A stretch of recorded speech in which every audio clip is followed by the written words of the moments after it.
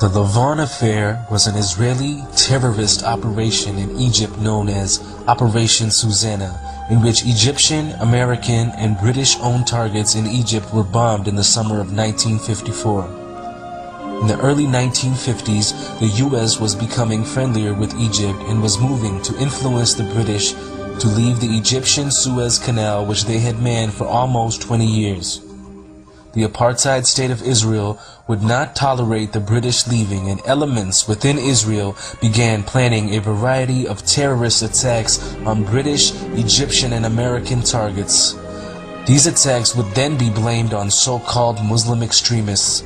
This would incite the anger of the British and the Americans towards Egypt and Islam and sour the burgeoning relationship between Egypt, America, and Britain. This plan for a series of false flag terrorist attacks was codenamed Operation Susannah. A group of Egyptian Jews was recruited to carry out the attacks.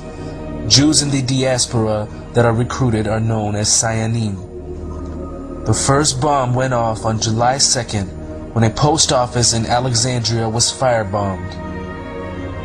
On the 11th of July, the Anglo-Egyptian Suez negotiations, which had been blocked for 9 months, got underway again.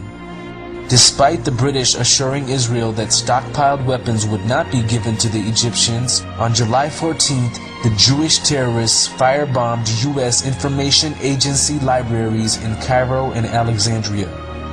However, that same day, a phosphorus bomb exploded prematurely in one of the terrorists' Philip Natanson's pocket just as he was about to enter the British-owned Rio Cinema in Alexandria.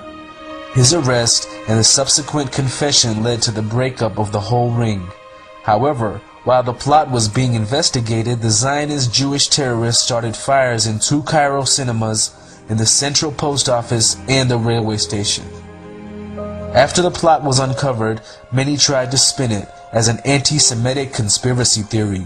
As the trial of the Jewish terrorists became more and more public, Israel was forced to do damage control. They claimed that the Egyptians were tipped off and allowed the attacks to happen. They also singularly scapegoated the defense minister Pinhas Lavon to prevent the exposure of the real group inside the apartheid state of Israel who planned Operation Susannah and several other false flag terrorist attacks. But this would not be the last time America's so-called ally and friend and recipient of over $150 billion in aid would attack her.